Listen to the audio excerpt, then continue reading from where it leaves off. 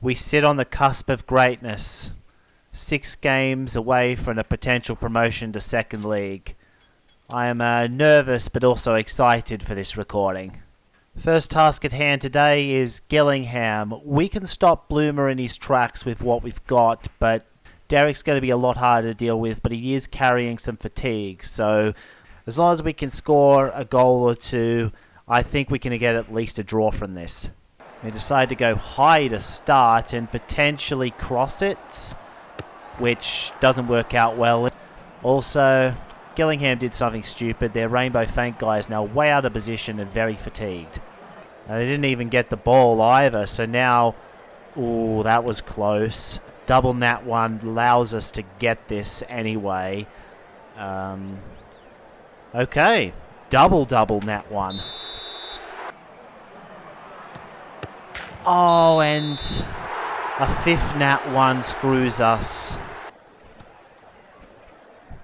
Yeah, they're going to try and cross this again because only 26 accuracy. He'd be foolish to... What the... You're supposed to be good at stopping those fellows. And they got nutmeg on both of their wingers, so they can continue to do this. I wasn't expecting to give up 2 goals to the cross in this game. Okay, I certainly wasn't expecting to give up 3 goals to the cross. Oh, that still counts as offside, even if it comes off an opposing player first. I suppose that makes sense. That is the rule in real life. But seriously, there is no way that Gillingham should have been able to score 3 times with a 30 versus 62. Because I had to run the numbers just to make sure. When you're rolling a 30 versus 62 in this game, you're only supposed to succeed 25% of the time. And then you got to consider that there's a 10% chance that the shot will go wide, in addition to the chance, however minute, that the cross itself will fail. So Gillingham, with their 5 headed attempts, really should have only scored once. But since RNG doesn't adhere to the law of averages, we're suddenly playing catch-up again, albeit with the caveat that we still got the easier games coming up, but not this one. Wimbledon is our next opponent. Cheesy headers. 2 can play at that game, or at least I hope they can. Oh, of course, when I try it, it doesn't work. Let's try that again then. Okay, now we've got it. And that's actually Binns' first goal in the playthrough. So congratulations, Binns. This, on the other hand, is a little bit of a worry, although he can't use his cannon shot yet. This, however, will be very dangerous. Unfortunately, with me having dragged Bag out of position on the previous turn, we don't have a play on Flaxman here. Liddell's going to have to plug that hole, and Chalk can come back to plug the hole. Liddell. Oh, yeah, okay, at least we stopped the dribble. Okay, I didn't even realise that their AM had nutmeg, and so I've just let him go all the way to the keeper. But even with that, his accuracy stat is terrible, so we do get away with being a Papega for now. Okay, they are doing something this time around, although... Excuse me? Okay, that apparently. Although we can count on Jerd for at least one thing, and that is holding the ball up. I don't think they have much of a chance of scoring themselves, so... And I could try and tackle again, but why risk it when it's game over? Let's just see this out, take our 1-0 win, and hopefully Jerd's luck changes next game. In the meantime, Chalk Specialization 4, at his age, I don't think we're going to get much else out of him, so we might as well use him to boost our fans again. And as luck would have it, Gillingham dropped all 3 points to Portsmouth, so them overhauling us on the table last round, well, we've taken that right back, and with 4 easier games to finish, we have high hopes. That's not to say that we can take any of these games for granted, especially when Rotherham United is running a full blockade that is going to make 1 goal hard to come by. And they're exploiting my weak wing. They're forcing me to chase with Bag. It's going to have to be a slide again, this time because it was the best chance of getting the ball, but oh jeez. Star defend at least is able to take the ball, but I don't like that position. But then why would you make a tackle that puts my defender back in position?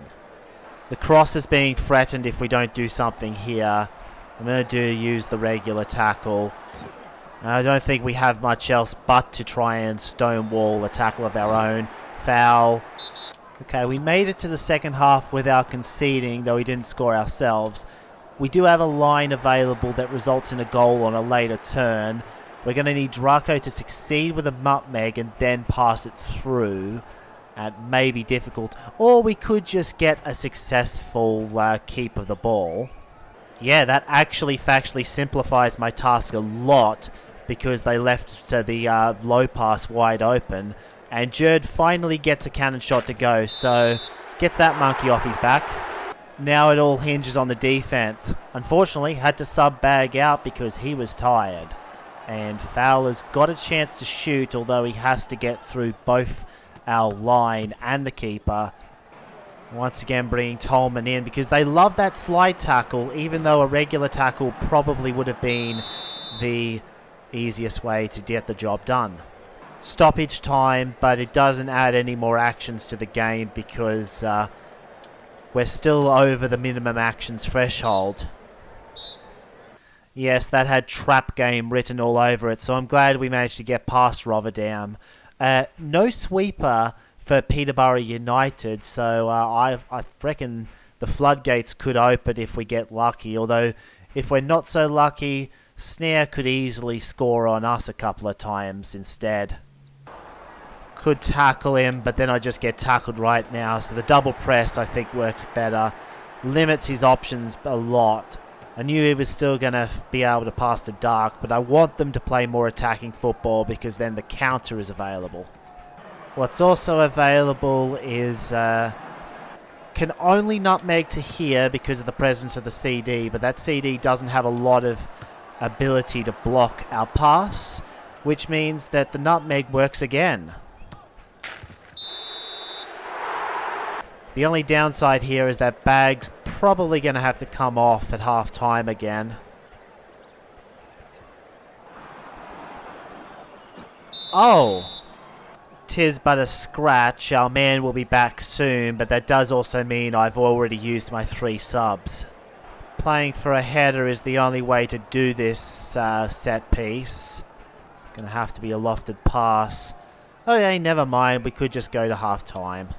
Don't like this defensive structure one bit. The only play we've got is to run Athill down the sideline.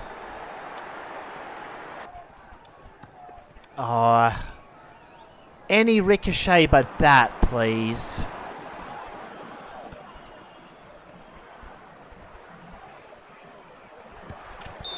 And he had cannon shot too. I mean, I don't think that was even remotely my fault. In most cases, the ball ricochets somewhere else and we're fine there. But the one time... Oh!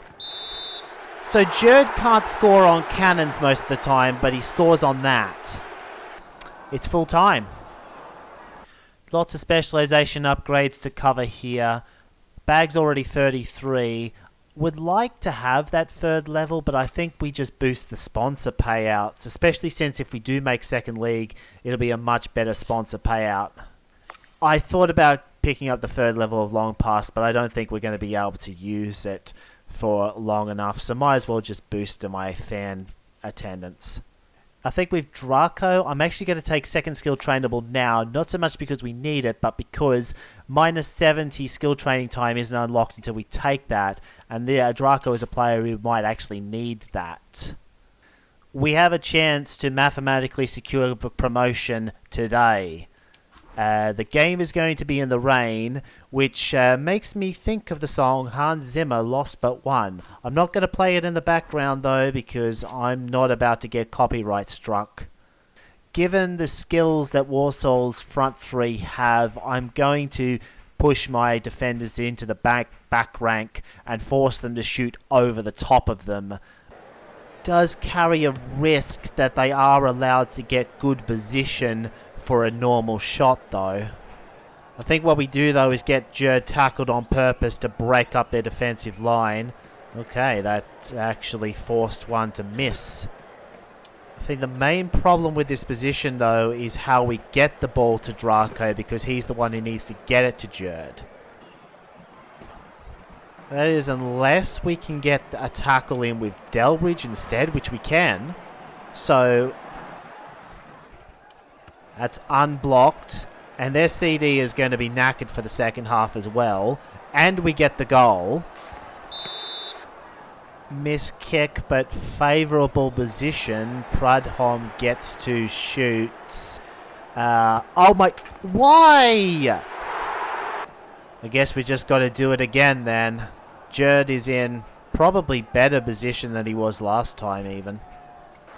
Well, this doesn't fill me with a lot of confidence. Anchors has got a chance to dribble. Why did he dribble around? Now Bag has to come back to defend so that Anchors doesn't get the ball. I don't see any other way out of this position but to kick the ball out, because we don't have a means to get the ball up there whilst Draco is in the wrong position. Spoil the throw in, no real chance of them scoring now. Probably should have moved Bag closer to the action, however, because now Jerd is the only guy who can take the ball. Anchor's being laid on wild. Oh. Well, if there is any silver lining to Jerd pulling his muscle, we only have one more game after this, so it shouldn't be too much of a setback for Jerd's development. This is all you now, Binns. We're doing it, man. We're making this happen. Yes! And we're also afforded a luxury of the game being almost over, in that we can now push our players up to this row and force them to take a shot from much further out. Is this going to be... No, it's actually not going to be a problem, because since it doesn't really matter what we do on this final play anyway, we might as well just take a pit and hope with Davenport. But it doesn't matter what the result is, because that gets us into second league regardless of what has happened in the rest of the country. Though it's worth mentioning that Wimbledon and Gillingham both won 3-1, so we needed that victory. So I'm willing to give my lesser used players more of a run today, because ultimately it doesn't matter if we finish second or third. A promotion is a promotion. Also, we only need a draw here, and we have a good chance of scoring off the kickoff. Go here and see if Binns can get us another goal. Okay, no. That complicates things a little bit, because I'll get straight through Shearer, and it's alright. I told myself that the result of this game didn't really matter. Also 1-1. Bit of a silly pass there, but I felt I had to go for it because it was the only way we could really give Binns a chance to score. Somehow he's managed to beat Lusser. And so thanks to Binns being absolutely brilliant, as long as we don't concede more than once, second place is ours. And you'll see I've actually put Pete and Mayland on this wing. That arrangement is not tactical. I just wanted Pete and Mayland to get experience at the same time. That was a much scarier moment than it needed to be. And so despite using most of our B string, we still managed to beat Oldham Athletic. If you think about it, we owe a huge debt to Portsmouth for getting this far, because we had to be bailed out by them beating Blackburn this time last season just to be in this league, and now we've gone and finished second in the league. And whilst we're looking at league tables and results, let's go over the rest of them. The two Rovers of Bristol and Blackburn dominated the amateur league, with Bristol winning it overall. One last look at the third league table to tell you that Barnsley won the league, Wimbledon's going up with us, Southend, Walsall and Oldham relegate. Ipswich Town wins the second league, and the league derby with Nottingham Forest will have to wait another season as they too are heading up. Leicester City were runaway winners of the First League, making amends for their relegation last season, although I think these are just the three teams that relegated last season. And in the Premier League, Burnley goes back-to-back. They were able to break clear of a very congested top 10 to win the league by 11 points. The other Nottingham team almost achieved success in the Prestige Cup, but were once again forced to settle for second by Ipswich Town. Whilst in the National Cup, it also went to a penalty shootout, with the Tottenham Hotspurs winning the derby. In Europe, FC Köln of Germany takes the EFA Cup with a 4-1 rout of Kazim-Pasa, whilst the main cup goes to Sparta Prague, 3-1 over AS Monaco, ending France's monopoly on this competition. Well, after a season like that, I'm glad I'm continuing this playthrough because things are really heating up in terms of what we can do on offense, and this success can easily snowball into more success once we establish ourselves in the new division next season.